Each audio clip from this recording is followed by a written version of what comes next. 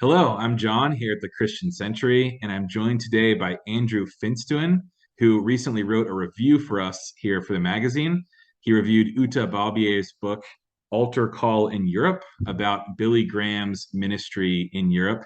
So we're going to chat today about the book and Billy Graham and his time in Europe. But first, Andrew, could you tell us a little bit about yourself? Sure. Thanks, John. It's wonderful to be here as part of this, and I enjoyed reviewing the book for the Christian Century.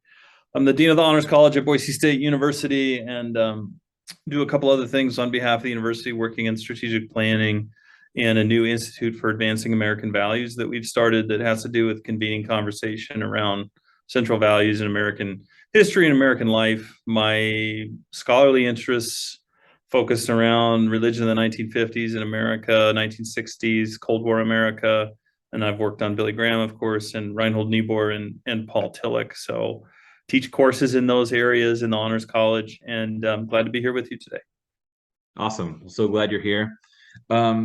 So I've learned a decent amount about Billy Graham in my day, but honestly, I was not aware of how many trips he made and how much ministry he did in Europe.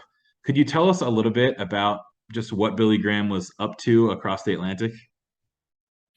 Yeah, well, and in this book helps refresh our memories on the significant influence that Europe and travel generally had on Billy Graham, because we have to remember that Youth for Christ, his first organization where he's doing some evangelistic work with outside of his one and only ministry near Chicago, is in London. In the late 40s, he's there, or mid to late 40s. And then, as the book chronicles, he's got his Haringey Crusade in 1954, a major success from a numbers standpoint in London, and then continues on visiting the continent every few years, and then moving into East Asia, the former Soviet Union.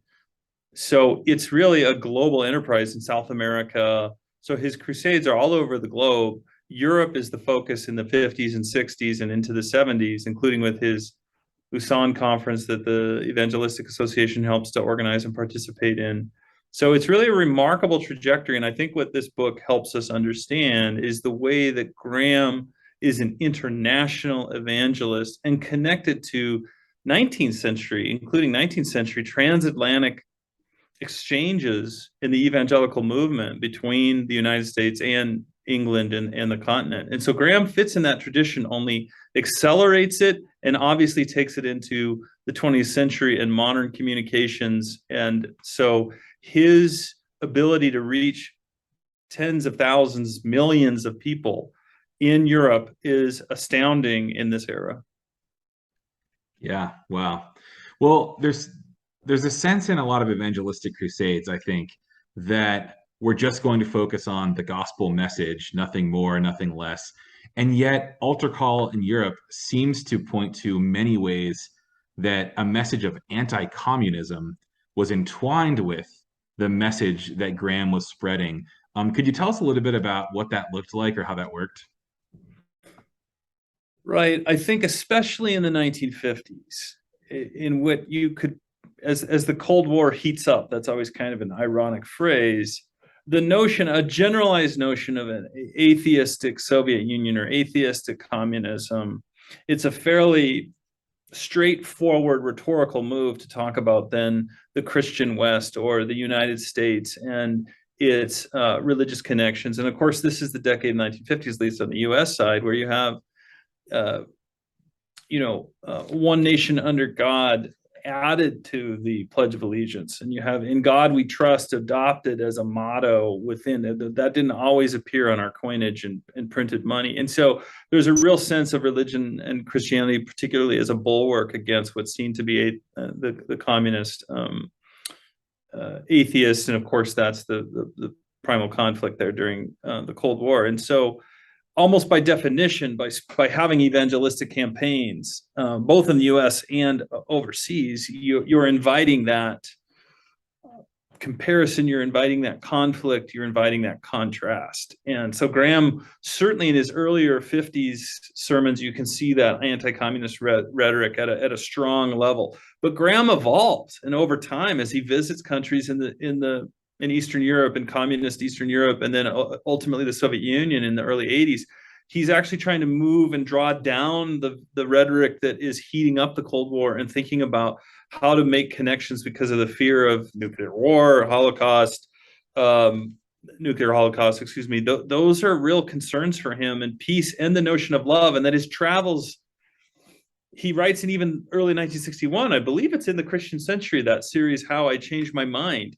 He writes about how these international trips have influenced his, I think, concern for a broader humanity and global community. And so he evolves over time and becomes less such a strident anti-communist and more interested in building relations. So I guess to answer your question, it's by definition and by default a kind of anti-communist sensibility, and moves into a never in any way endorsing communism or the Soviet Union, but trying to build bridges, as I said a moment ago, and using his sense of the love, the message of love in the gospel to do that work. It's interesting. I'll have to look into our archives and see if he did publish that in our pages.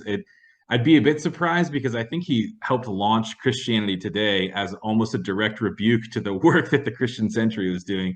But we may have published him. So that would be interesting to look into.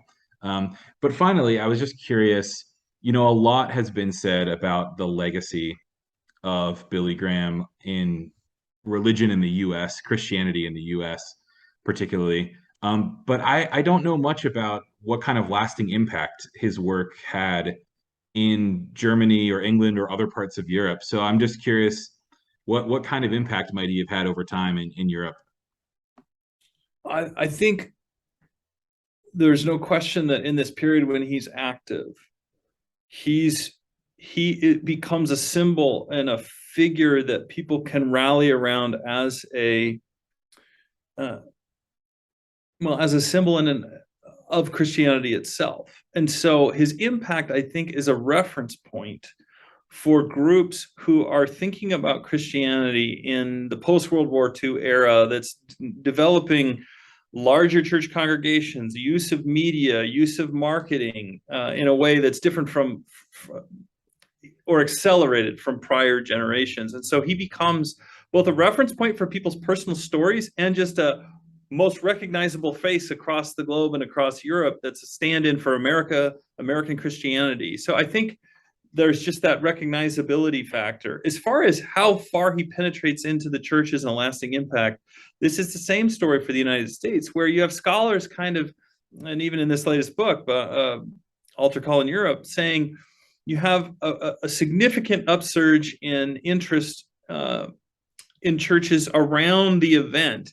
And then, yes, you have some of these so-called folks who made decisions for Christ referred to local congregations, but the lasting or the staying power is not significant necessarily. So it's a sort of surge of interest followed by a kind of back to normal operations, I think, for church and daily life. But I do want to hold on to this reference point piece, because if you talk to individuals who went to a crusade, went to a campaign, it sticks in their memories and in their minds as a defining moment. So I don't want to also underplay his influence in people's personal journeys toward a Christian sensibility, or even as they've maybe perhaps moved away from Christianity. But Billy Graham usually, especially in an evangelistic community, has a role somewhere. Although I'll add this, anymore, even though he's died only in the last little while,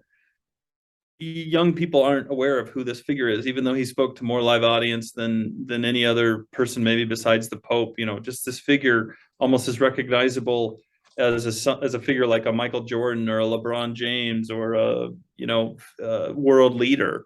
But when you ask young people today, they're not sure who you're talking about. So that's kind of a long answer to say, in the moment and as he's making these trips, absolutely impacting. But the lasting legacy is, I think, a question that is difficult to answer.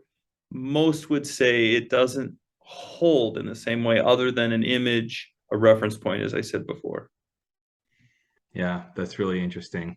Well, thank you so much for joining us today, Andrew. I hope people have not been blinded by the sun hitting my face or my beard, but what you shared, really fascinating stuff. Everyone out there, if you're interested in learning more about this, we'll have a link in the video description below to this review that Andrew wrote about the book Altar Call in Europe.